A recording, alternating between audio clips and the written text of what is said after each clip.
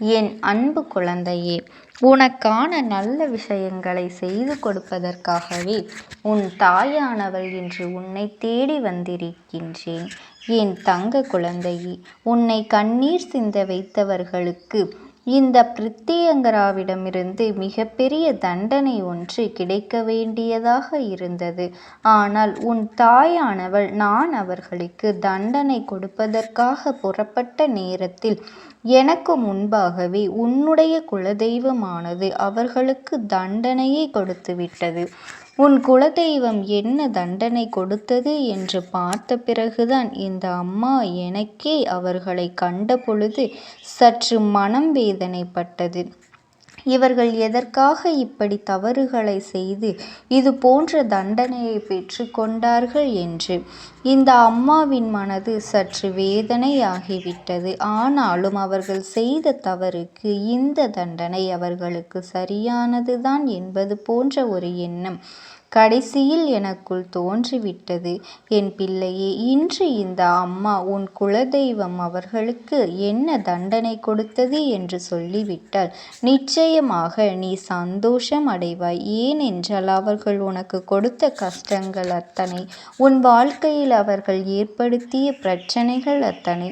அதனால் என் பிள்ளையே, இந்த வாழ்க்கையில் உன்னை சுற்றி வருகின்ற இந்த விஷயங்களினால் நீ மனமுடைந்து மனம் வேதனைப்பட்டு நின்று கொண்டிருந்த நேரத்தில்தான் உன் குலதெய்வம் அதனை பொறுக்க முடியாமல் அவர்களுக்கு தண்டனையை வழங்கி இருக்கின்றது. என் பிள்ளையே, இந்த தாயானவள் அவர்களுக்கு தண்டனை கொடுக்க புறப்பட்டிருந்த நேரம்தான் நான் இந்த செய்தியை கண்டேன். என் பிள்ளையே, உன் மீது எத்தனை அக்கறை உன் குலதெய்வத்திற்கு உன்னுடைய இஷ்ட தெய்வமான இந்த அம்மாவிற்கும் என்பதனை நீ இதிலிருந்து புரிந்து கொள்ள வேண்டும். உன் மீது கொண்ட அன்பின் காரணமாகத்தான் உனக்கு ஒருவர் மாற்றி ஒருவர் இத்தனை உதவிகளை செய்ய முன்வந்து கொண்டிருக்கின்றோம் என்பதனை நீ மறந்துவிடக் கூடாது. ஏதாவது ஒரு சூழ்நிலைகள் உனக்கு நல்லதை கொடுக்காதா, நல்லதை நடத்திவிடாதா, இது போன்றவர்களிடத்திலிருந்து உனக்கான நிம்மதியினை பெற்றுவிடாதா என்று என் பிள்ளை நீ எதிர்பார்க்கின்ற நேரம் ஏகப்பட்டது உன் வாழ்க்கையில் இருந்தது. நிறைய நேரங்களில் நீ யோசித்து கொண்டே இருப்பாய், நமக்கு இதற்கு ஒரு விடிவு காலம் பிறந்து விடாதா, நமக்கு இதற்கு ஒரு தீர்வு கிடைத்து விடாதா என்று எண்ணி எண்ணி என் பிள்ளை நீ வேதனையுற்ற காலம்தான் அதிகம். இத்தனை வேதனைகளுக்கு பிறகுமே இந்த பிள்ளை இப்பொழுது உன் வாழ்க்கையை ஒரு வழியாக்கி விட வேண்டும் என்று அவர்கள் உனக்கு செய்ய நினைத்த அந்த கெடுதல் தான் உன்னுடைய தெய்வங்களை இப்பொழுது உன் அருகில் வரவழைத்திருக்கின்றது. எத்தனையோ சூழ்ச்சிகள், எத்தனையோ சோதனைகள் என்று உன் வாழ்க்கையை அவர்கள் முடக்க அல்லவா நினைத்தார்கள். இனிமேல் உன் வாழ்க்கையில் எந்த ஒரு நல்ல விஷயங்களும் நடந்துவிடக் கூடாது என்பதில் அவர்கள் அத்தனை தெளிவாக இருந்து கொண்டிருந்தார்கள். உனக்கு ஒரு நல்லது நடந்துவிட்டால் அதில் அவர்களுக்கு மனவேதனை அதிகமாகி விடுகின்றது. இது போன்ற சூழ்நிலைகளை கண்டு இவர்கள் உன் வாழ்க்கையில் நடத்தி விடவே கூடாது என்று நினைத்த பல விஷயங்கள் ஏற்கனவே முடங்கிதான் கிடந்தது. என் பிள்ளையே, நீயோ உன்னை சுற்றி கஷ்டங்கள் வந்தவுடன், உன்னை சுற்றி சோதனைகள் வந்தவுடன் மனதளவில் வேதனையுற்று இவையெல்லாம் உனக்கு நடக்குமா நடக்காதா என்பது போன்ற எண்ணங்களை உனக்குள் நீயே வளர்த்து கொண்டு உனக்கு நடக்க இருக்கின்ற பல நல்ல விஷயங்களை நீயே உன்னுடைய மனதினால் தட்டி விட்டு விட்டாய். ஏனென்றால் அவர்கள் அந்த அளவிற்கு உனக்குள் எதிர்மறையான எண்ணங்களை விதைத்து விட்டார்கள். உன்னுடைய மனதிற்குள் இந்த அளவிற்கு அவர்கள் எதிர்மறை எண்ணங்களை விதைத்ததோடு மட்டுமல்லாமல் உன் வாழ்க்கையில் எதுவும் நடக்கக்கூடாது, எந்த நல்ல விஷயங்களும் நடக்கக்கூடாது என்று அவர்கள் முன்னின்று நடத்திய பல நாடகங்களை இந்த அம்மா நான் கண்ணார கண்டேன். இந்த அளவிற்கு நான் உற்று நோக்கி இருக்கின்றேன் என்றால் உன் குலத்தை காக்கின்ற தெய்வம் விட்டுவிடுமாம்? என்னை அவர்களோடு உன் குலதெய்வம் ஏகப்பட்ட தண்டனை கொடுக்க துணிந்துவிட்டது. அவர்களை எப்படியாவது இந்த வாழ்க்கையிலிருந்து விலக்கி வைக்க வேண்டும் என்றும் அவர்களுக்கு ஏதேனும் ஒரு விஷயத்தை நாம் சரியான பாடமாக கற்றுக் கொடுத்து இருக்க வேண்டும் என்றும் அவர்கள் துணிந்துவிட்டார்கள் போலும். அதனால்தான் அவர்களிடத்திலிருந்து இவர்களுக்கு தண்டனை கிடைத்திருக்கின்றது. என் பிள்ளையே, தண்டனை என்றால் ஒருவருக்கு எப்படி வேண்டுமானாலும் கிடைக்கலாம். அவர்களுக்கு வேதனைகள் தொடர்ந்து வரலாம். பிரச்சனைகள் வாழ்க்கை முழுவதுமாக மாறிவிடலாம். அவர்கள் செய்ய நினைத்த காரியங்களில் வெற்றி கிடைக்காமல் இருக்கலாம். என்ன நினைத்தாலும் அதில் தோல்விகள் வந்து சேரலாம். இப்படி ஒவ்வொரு விஷயங்களிலும் அவர்களுக்கு பிரச்சனை வந்து கொண்டிருக்கும்.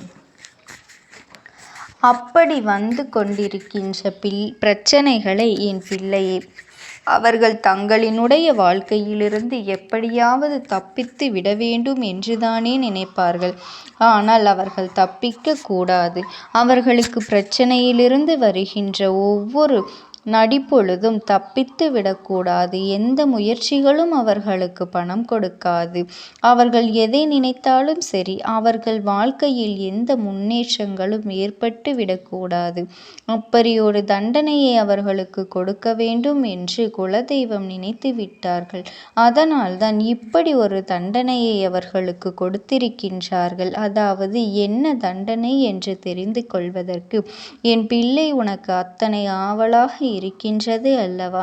என் தங்கமே, உன் குலதெய்வம் அவர்களுக்கு கொடுத்த தண்டனை என்னவென்று உன் அம்மா நான் இப்பொழுது உனக்கு சொல்கின்றேன். அவர்கள் செய்ய நினைத்தது என்ன தெரியுமா?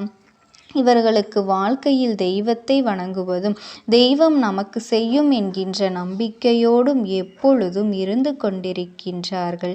இந்த நம்பிக்கையினால்தான் அவர்கள் என்ன வேண்டுமானாலும் செய்யலாம், நம்மை தெய்வம் காப்பாற்றும் என்கின்ற எண்ணத்தோடு நடந்து கொண்டிருக்கின்றார்கள். அது மட்டுமல்ல, நாம் தான் தெய்வத்திற்கு விழுந்து விழுந்து செய்கின்றோமே. நாம் தெய்வத்திற்கு எவ்வளவு பணத்தை செலவு செய்கின்றோம். முன்னின்று நாம் தானே தெய்வங்களுக்கு எல்லா காரியங்களையும் செய்து கொண்டிருக்கின்றோம். அப்படி இருக்கும் பொழுது நம்மை யாரால் என்ன செய்துவிட முடியும் என்று நினைத்து விட்டார்கள். அவர்கள் எதிர்பார்க்கவில்லை. அந்த தெய்வத்திடமிருந்துதான் உனக்கான தண்டனைகள் கிடைக்கப் போகின்றது. அந்த தெய்வம் அவர்களுக்கு கொடுக்க நினைத்த தண்டனைகள் எல்லாம் என்னவாக இருக்கும், ஏதுவாக இருக்கும் என்று அவர்கள் யோசிப்பதற்கு முன்பாகவே குலதெய்வம் அவர்கள் வாழ்க்கையில் இந்த சோதனையை கொடுத்து விட்டது. என் பிள்ளையே, என்ன தெரியுமா? அவர்களின் எண்ணங்கள் அப்படியே மாறாக தெய்வம் அவர்களுக்கு கொடுத்த தண்டனை. நீ எவ்வளவுதான் என் முன்னால் வந்து நில், எத்தனைதான் எனக்கு நீ வாரி வாரி இறைத்துக்கொள், நீ என் முன்னால் நின்று எத்தனை பூஜைகளை செய்தாலும் சரி, எனக்கு எத்தனை செல்வத்தை நீ அள்ளி கொடுத்தாலும் சரி, என்னை தங்கத்தாலே நீ அலங்கரித்தாலும் சரி, என்னை பூட்டினாலும் சரி, எவ்வளவு நீ செய்தாலும் சரி, ஒரு பொழுதும் என் கடைக்கண் பார்வை உன் மீது விழாது. நீ எவ்வளவு செய்தாலும் உன்னுடைய வருங்கால சந்ததிகள் இதனால் பாதிக்கப்பட போகின்றார்கள். நீ செய்கின்ற ஒவ்வொரு பாவமும் உன்னுடைய சந்ததிகளை பாதிக்கப் போகின்றது. உன்னுடைய வருங்கால சந்ததிகள் எல்லாம் கஷ்டப்பட்டு நிற்பதை நீ மனவேதனைப்பட்டு பார்க்கத்தான் போகின்றாய்.